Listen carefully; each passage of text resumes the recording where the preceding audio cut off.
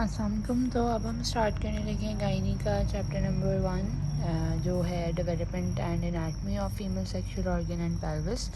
तो अच्छा, इसके अंदर सबसे पहले हम क्या पढ़ेंगे? हम पढ़ेंगे कि सेक्सुअल ऑर्गन्स होते हैं कौन कौन से। फीमेल के सेक्सुअल ऑर्गन्स इंटरनल होते हैं और एक्सटर्नल होते हैं। इंटरनल में हमारे पास आ जाती है ओवरी, फॉलिपिन ट्यूब्स, यूट्रस और सर्विक्स, और एक्सटर्नल में विजाइना आ जाता है। इसी तरह मेल के अंदर जो इंटरनल है उसके अंदर टेस्टिस, एपिडिडमिस, वास रेफरेंस, और एक्सटर्नल में स्कॉटम और पेनिस आ जाते हैं।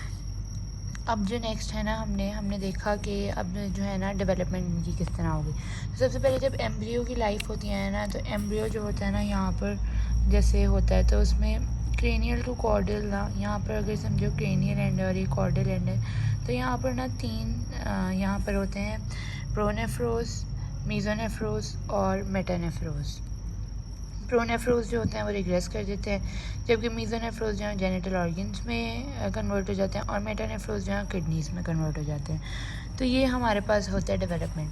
अब हम कहते हैं जेनिटल रिज। अब जेनिटल रिज क्या होती है? ये जो हमारे मीज़ोनेफ्रोस होते हैं ना, उसकी मीडियल साइड पे ना एक थिकनिंग होती है जिसको हम जेनिटल रिज कहते हैं। जैसे ये हमारे पास मीज़ोनेफ्रोस थे, उसकी मीडियल साइड पे ना इस तरह की थिकनिंग है, तो ये हमारे पास जेनिटल रिज होगी। अब ये जो जेनिटल रिज है ना, इसका जो आउटर साइड है ना, आउटर, जिसको हम कॉर्टेक्स भी कहते हैं, ये बना होता है सिलोमिक एपिथेलियम से, और जो इसकी इनर साइड है, जो इनर थिकनिंग है, उसका हम कहते हैं मेड्यूला, जो कि बना होता है मेसेनकाइम से।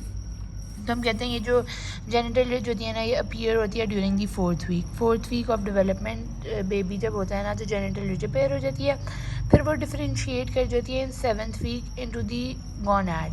गोनैड क्या मतलब कि ओवरी और टेस्टिस में डिफरेंशिएट कर जाती है इन 7th वीक। अब क्या होता है ओवरी और टेस्टिस? ओवरी में क्या होता है? ओवरी जो होती है ना, वो बनती है by the cortex of the genital ridge.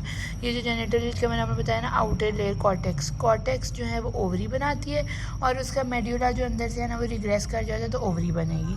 अगर टेस्टिस बनी है ना, फीमेल्स में ओवरी बनी है, तो फीमेल्स में क्या होगा? कॉर्टेक्स से ओवरी बन जाएगी और मेड्यूला रिग्रेस कर जाएगा। जबकि टेस्टिस में उल्टा होगा। टेस्टिस में क्या होगा कि मेड्यूला से टेस्टिस बनेंगी, और जो आउटर कॉर्टेक्स होगा ना, वो रिग्रेस कर जाएगा। ठीक है, तो हमने ये देख लिया कि गोनैड्स बनते हैं। अब हमने कहा कि गोनैड्स जो है ना, वो इन दो नहीं बल्कि तीन चीज़ों से बनते हैं। दो तो हमारे पास ये सिलोमिक एपिथेलियम और मेसेनकाइम आ गई, तीसरी हमारे पास आ रही प्राइमोर्डियल जर्म सेल्स। तो प्राइमोर्डियल जर्म सेल्स अब फीमेल्स की अलग होते हैं और मेल्स में अलग होते हैं। फीमेल्स में प्राइमरी ओवोसाइट होते हैं और फीमेल्स में स्पर्मेटोगोनिया होते हैं। मतलब ये तीन चीज़ें ना, अगर तो हमारे पास बनी है ओवरीज, तो वो किस से बनेगी?